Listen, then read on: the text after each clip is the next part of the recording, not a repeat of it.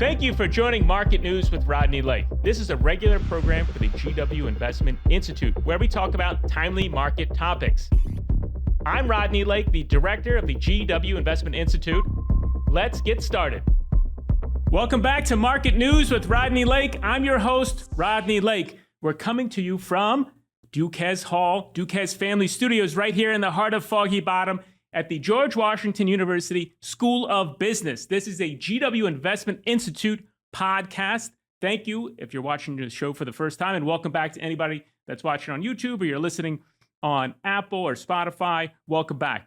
All right, today we're going to be breaking down a company that's in our portfolio that everybody probably knows about, that we've owned for quite some time, but I think it's time to use the framework to break it down. Business, management, price, valuation, and balance sheet. That is the GW Investment Institute Investment Framework, BMPB. If you've been watching the show, you know what it is, but we're going to go over the company Disney. The ticker is DIS, and I'm sure most of you people have at least heard of Disney. You've probably been to one of their parks in Florida or California or Paris or Hong Kong or Shanghai. Maybe or maybe not. But I'm sure you've heard about this company, and maybe you have the streaming service for Disney. So let's start to break this company down. Most of you are aware of this business. Sometimes when we talk about these industrial companies, you may not be aware of what, this particular industrial company, like when we talked about Emerson, for example, what they do or heard of them or what products they have. But certainly most people understand Disney very top level as a business, and likely because they've interacted with their products. They've bought things at the store, they've gone to one of the parks, maybe they've gone on a cruise. So I think it's pretty rational to think, okay, we all know what this business is, but we're still going to break it down with the framework here. So let's dive into the business. So, what does Disney do, right? So they have, obviously they have one of their newest businesses is the streaming business. But they break it down: entertainment, experiences, and sports. And certainly on the sports side, that's the ESPN and what you people have heard of. And interesting to see what's going to happen with that business. The entertainment piece there is the movies, is the streaming experiences, of the parks and cruises, for example. And the vast majority of the business is in the entertainment piece. But that actually has been, less growth there over the last 3 years. And then over the last 3 years, you've had 27% growth in the experiences. So people are heading back out to the parks, going on cruises. And so that's been an area of growth. In the sports, they just broke that out not that long ago, but that is a significant piece of the business. So if you look at the 2024 revenue breakdown, $41 billion approximately for the entertainment portion, experiences is 34, and sports is 17. All right, so now we jumped right into the revenue, but we want to make sure that we back up here. Let's talk about the market cap. I know most people, again, know this company, but we're going business, management, price, valuation, and balance sheet. Balance sheet on the business side here. How big is this company? This is a $215 billion market cap. So this is not a small company. But again, this is not in the league of Microsoft, NVIDIA, and it's actually much smaller than a company like Netflix, who they compete with directly on the streaming service. And so Netflix, twice as bigger right now on the market cap size. And so that's obviously a big challenge on the competition side for the streaming. And there's lots of competitors, which we'll talk about a little bit here. But on the business side, now let's get into their revenue. So just, market cap, $215 billion. And this is in July, late July of 2025. What's the revenue look like? And so for the last quarter, reported here for the trailing 12 months, last 12 months, for March 29, 2025, revenue of $94 billion. So that's a big number, obviously, and that's a lot of revenue. The growth, 5.4%, not a huge growth number. And so as we talk about, and we've talked about in the past, and we talk about with our analysts, make sure that you obviously look at where the revenue is now. And we're most concerned about what's happening now and really what we think is going to happen next. What's going to happen in the future? What's going to happen 3 years from now? What's going to happen 5 years from now? And then we're trying to invest, with that in mind. Well, how can we understand that? Well, to add some additional context, let's look back. What has the company done? And why do we think it might be the same or different from what they have done? Is there a catalyst, for example, in there that's going to drive revenue further ahead, or maybe it's going to stay the same, stagnant, decline? That's for us to decide, and I'll give you the consensus numbers. But if you look back for 2021, $67 billion. You had 3% growth. And then in 2022, $83 billion, 24% growth. Obviously, you have some COVID-related activity there, or inactivity. We're back to activity. But then 23, 6.2% growth and 2.8% growth in 24 to 90, from 88 to 91 billion, and now at 94 billion. So that's much more normalized. You have to sort of understand what was happening in that time period for that 24% growth. But now you're talking single digits, right? So from 24 to 25, you're talking 3%. Now you're looking at 5 for the trailing 12 months through March. Their fiscal year is the 9/30 fiscal year. So for next year, the projected 9/30 full year of 25, or this year rather, 25, is 4.1%, 95 billion. And then you're looking at 100 billion, 5% growth for the 26 number. For the revenue side, these are not big numbers, right? So you're not saying, oh, well, this is a growth machine. And lots of people had expected that you're going to get significant growth. And some of the growth did come from the streaming platform. And on the streaming platform, that's still a big expense as well. And they've talked about when is it going to break even, when is it going to be profitable. And Bob Iger, the CEO, has talked about that before. And it looks like, that maybe they have not hit that on a full year basis yet. But that's a big challenge. The content wars, if you'd like to say, are significant. And the cost to produce these movies, this content, is very expensive. And again, they're competing against deep pocket individuals, or companies rather, in those categories. So if you think about who are they competing against for these streaming platforms, Netflix, plenty of cash. Apple, plenty of cash. Amazon, plenty of cash. So the competition is fierce, and those competitors have real resources to deploy and to compete with them. So that's a competitive business. And if you're, a parent and you want Disney Plus, but maybe Amazon Prime is a little bit cheaper, or maybe you already have it because you have Amazon Prime, and you think, well, that's just good enough. Or maybe I have a Netflix subscription. Okay, am I going to have all three now, right? So I do think there is a challenge that people are maybe starting to say, well, maybe I'm not going to have 3 separate subscriptions. Maybe there are specific things. There's clearly over 100 million people that think this, that on the subscription basis for Disney, but maybe there are some limits. Maybe there is a saturation point that there are too many streaming services for individual households that are saying, well, not that into Marvel, I'm not that into Star Wars or Pixar so much that I have to have that. So that's real competition. And again, making that work and keeping those costs under control are difficult. And on the business side, one of the big advantages, if you talk about what's good about the business, well, what's good about this business? So Disney is iconic, global machine, right? And so they have parks spread all around the world. So we mentioned some of those.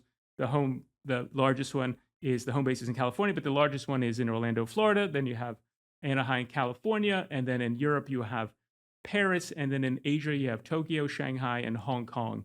And they just talked about recently, they're opening a park in the Middle East for the first time, and it's going to be in Abu Dhabi. And so certainly that global awareness, that global brand, people know and love Disney, and so iconic. And so that's a big strength for the business. Now they have this diversified revenue streams, and in some of that during COVID, where the parks were not being attended at all, that's a huge hit. But they have this diversified revenue stream, so they have a couple, different baskets where revenue comes in, and so that's good as well. And they have this ability to monetize across these platforms, the in-person, the streaming, for example, the merchandising. That can be very good. They have a huge asset in the ESPN business, big strength. Live sports continues, even with people going to different types of streaming services and being much more online. Live sports continues to be a place to be, and you can see that in the valuation of the properties associated with that for the teams that are being purchased, as an example, as a proxy for the value for the industry, but also the TV rights associated with airing those live sports. All right. So business, what are we going to give this before we move on as a score? Well, probably I think you're between 7 and 8. We didn't drop down yet, but let's quickly review before we finalize the score here on what are the margins. So the gross margins here, 37%, not bad, and the net margins, 9.8%. What have they done over time? So if you look at 21 to the current here, and that I gave you the most recent quarter, March 29 for those numbers. So if you go back, gross margins 33% in 21, 35% in 22, 33 in 23, 35 and 24 and 37. So they've actually ticked up a little bit. So it looks like Bob Iger, who had come back on management, is doing a reasonably good job of trying to control costs. This is a big machine and it does take a lot of capital, but gross margins pretty good. Net margins obviously not quite as good. So when you drop down, improving though. So if you look at the 21 number, 3.5, 22, 4.4, 23, 9.6, and then 8.7 and full year 24, and then through March here, 9.8, projected 11, and projected 11.2. So not bad, right? And so the gross margins continue to be good and improving, and the net margins are okay and slightly improving. So, that's partly why I say for the business, I think a solid 7 is where they are, maybe 7.5. Hard to say an 8 when you have net margins in the single digits. And it is an expensive business. You do have to put a lot of CapEx into the business, and I'll just mention that here. If you think about, now they are generating free cash flow. So if you look at the CapEx here, in 21, $3.5 billion, almost $5 billion in 22, almost $5 billion again in 23, 24, $5.4 billion, and $7.1 billion in 25, and projected to be basically $8 billion for the full year 25, and then 7.7 for the 26 full year. So certainly not a cheap business to run. You got to put a lot of capital back into it. Free cash flow, though, not bad. If you look at the last trailing 12 months here through March, 10.8 billion. So the free cash flow has actually picked up, and that's a positive sign. So if you look at from the 21 number, 1.9. If you look at 22 number, you're talking 1, and then bumped up in 23 to 4.8, 8.5 in 24. Again, through March here at 25, 10.8. So very good. Projected 8.6 for the full year for the 25 through, that's their September, again, fiscal year, and then 8.7. So those are not bad numbers. And certainly that has improved. And as we always encourage our analysts, make sure you're looking at these numbers over time. We really care about where do we think these numbers are going, right? Because that's where we have to invest today. We have to make decisions today. Should we be buying, selling, holding? We care about the past only as it informs us to make decisions about the future, right? Is there a pattern that we can detect? Is there some catalyst that we know that, okay, these numbers are likely to change or stay the same, and how do we position ourselves accordingly? So again, we're looking at the past only to help us think about the present and really about what we think is going to happen in the future. And that's, as investors, as business people, as analysts, that's what we really have to be doing. But it can be instructive. All right. So again, business as a 7. So let's talk about management. We'll just stay focused on Bob Iger, who's the CEO, who came back a few years ago. And look, he has, I think, turned around, what seemed to be sort of a disjointed transition from him. And so that seems to have recovered. Now, obviously, the succession plan is still an issue. Who's going to take over? It didn't work the first time. Part duh here. Let's see what happens on transition number 2 or 2.0 version for the transition from Bob Iger. But as a performance for the person, he's the one who put all these assets together. They bought lots of content. They own great properties, as we mentioned, Marvel, Pixar as examples. And so in Star Wars, of course, Lucasfilms. So they own these great properties, right? That's in the streaming business. They have this iconic brand on their own, Disney, the Disney parks, the Disney cruises. Obviously, ESPN is a huge asset in there as well, and the sports overall. They've been integrating technology into the business and the streaming platform in particular.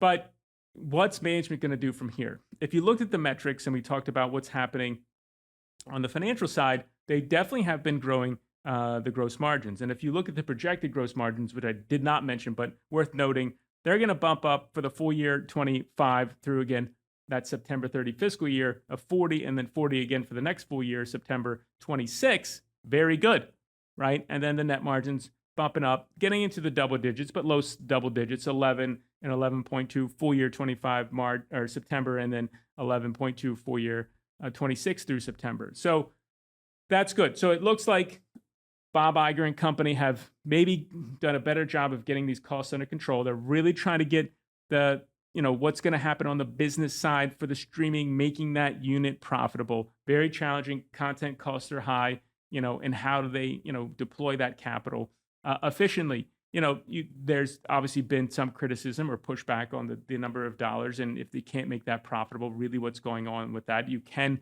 deploy that capital. When we talk about asset allocation, and certainly that's something we talk about management, what's the capital allocation? Have they been doing it efficiently? Obviously, they went through and acquired all these properties. What is Bob Iger and company doing with these? Well, it looks suboptimal, at least in the short term, the combination, and it's up to them to really figure out how they're going to monetize all these properties and make them all profitable. Now, we'll have to see over time, and we're going to get to the balance sheet, and that's something that's connected, obviously, to management because they're the ones who put all this into place. But something to watch. How are they going to monetize all these assets on these platforms? They certainly have a big platform to do it, both online and in person across their properties. And so something to watch, and certainly for our analysts in the fall, something that we're going to be asking them to watch is how is the management doing with respect to the allocation of capital over time, obviously purchasing lots of things, and how they're monetizing those assets from here, and then what they're doing about it, right? If it's not working, what changes are they making? How are they, changing the mix of these businesses? Maybe they'll get rid of some, maybe not. We'll have to pay attention. We'll be asking our analysts to do that. So for management, I think you're a 7 also. I think it's decent, not great, I think, on the capital allocation. A little bit of an overspend for at least for me. These are great properties, but really levered up as well in the process. And we'll talk about that when we get to the balance sheet. So I think a 7. Bob Iger, himself, historically good CEO, great CEO, but where we are now, I think the capital allocation pushes that down a little bit. And so I think leadership-wise seems to be very good, got everybody singing from the same sheet of music again. But on the capital allocation, I'd say a little bit off on that. All right, so let's move on to the price valuation. So 7 for that price valuation. So if we look at, okay, well, where's this company valued? And the forward here, not super expensive, 20 times, about 21 times PE, price earnings multiple. And so that's not terrible, right? If you look at sort of, where that sits within, the media world, that's certainly high compared to some other companies, and certainly low compared to a Netflix, for example. They're going to be closer to 50 times. And so, and hence they have a valuation that's really double theirs. And so, but, a really high PE for this company probably doesn't make sense given its growth, right? And so 20 times or 21 times seems appropriate. So if you look at, okay, well, what's the valuation been over the last 10 years? And so if you look at where they are now, remember about 21 times, a little under that. Where have they been, right? So they've been, sort of as high as 130 times, which seems completely crazy in 21, and as low as 15 times in 2018 over the last 10-year period. The median is 22 times approximately. So we're a little bit below the median, right? And so, we'll throw out the average because the range is so wide. So we'll really focus on the median. If you don't get that, stats classes for you too. And so watch an episode on that, not our episode, somebody else's. But so let's use the median to make sure we're not accounting for the outliers is really the case. And so 22 times, so we're just below the median. So not crazy cheap or expensive, kind of fairly valued relative to itself, and certainly a little bit lower than the S&P right now, again, in late July 25. So a little bit under the S&P. I would say it's, not a bad valuation. Probably also give this a 7, right? Is this a better business than the average S&P 500 company? I think so, with the brand, with the properties. Execution is everything. I think the management is decent, but still got a lot of work to do. But we can give it a 7 on the price valuation.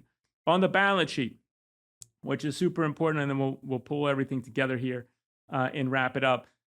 All right, balance sheet here. Where does Disney sit with respect to the balance sheet? Well, I think this is a problem, and it's been a problem. And so if you looked at the balance sheet, currently, again, trailing 12 months, March 29, 2025, $42 billion, almost $43 billion in debt, $5 billion in cash. So a massive amount of net debt, 38 billion in net debt. I'm just rounding, of course, here, but the magnitude, these are big numbers, right? On a $215 billion market cap. So not great. And that's a big concern. So I think, what has happened over time? We tell our analysts, okay, well, maybe is this a one-off? Is it directionally good? Well, even though that sounds bad, it was worse. They had a little bit more cash in 21, but they had 15 billion in net debt, and they had preferred also out there of 13 billion. And so much worse situation in 21, or let's say the mix was different, also a challenging situation. So in 22, 52 billion, 11 billion in cash and 13 billion in preferreds. In 23, 50 billion in debt, 14 in cash, 13.7 in preferreds. And in 24 for the full year, 49 billion in debt. So you say to actually decline, it's been declining 58, 52, 50, and 49, 5 in full year 24, but 6 billion in cash. And they did drop the preferreds to 4.8, so that's good. And now, trailing 12 months, where are we through March? 5.8 billion in cash, 4.4 billion in preferreds, and 42 billion, almost 43 billion in debt. So they have been chipping away at that, but that's an enormous debt burden for the company. And so, okay, what else do we want to look at? We want to look at the interest coverage ratio for this. And so 5.8 times. So for us, we really like to be closer to 10 for whatever the company is. And Disney can be sensitive to a downturn in the market. So for us, that is a concern. The level of debt, the interest coverage ratio of debt, not great. Directionally, they're moving in the right direction. So I wouldn't call it a 5, but let's call it a 6. Not great. One away from a 5 here, but let's give it a 6. So your 7's pretty much across the board. Balance sheet is a 6. And so business, we give it a 7. Management, we give it a 7. Price valuation, a 7. 6 on the balance sheet, depending on how you want to round these scores. If you want to push them up or down a little bit, you're talking 6.5, 675. So you're a little bit below a 7 here for overall for Disney. And so what should you be watching as an analyst? So some of the things I would be watching. Obviously, we can start where we just left off. How is management managing this balance sheet, right? And that's connected to management, right? And so the balance sheet is managed by the management. And so super important, watch what's happening with this balance sheet. Are they continuing to make progress? If there is a downturn, that debt burden is significant, and the interest coverage ratio is 5.8 times. Not calling for a downturn, actually very optimistic for the economy, but, playing it a little close there with the balance sheet. So that's one thing to watch. Another thing is obviously management doing that, and then the capital allocation. That's a huge part of that. Why do they have all that debt? Well, acquisitions of these large properties over time, and Bob Iger, principal architect for the current setup for the company, remains in charge. Succession plan, another thing to watch. What's happening on that capital allocation? How are they monetizing these properties? Very important. And so those are the primary things I would be watching. And then the next thing would be what's happening on the streaming. Can they make that consistently profitable unit for the business? And then the last thing I'd say to watch, what are they doing with the sports and the ESPN? So those are the things I'd be looking out for. Again, let's put Disney at a 6.5 here. Being a little bit more conservative overall. Not terrible, not bad, not great. We own it, so we're going to have to watch it closely. Our analysts will do that this fall. That's it for this episode for Market News with Rodney Lake. See you on the next episode.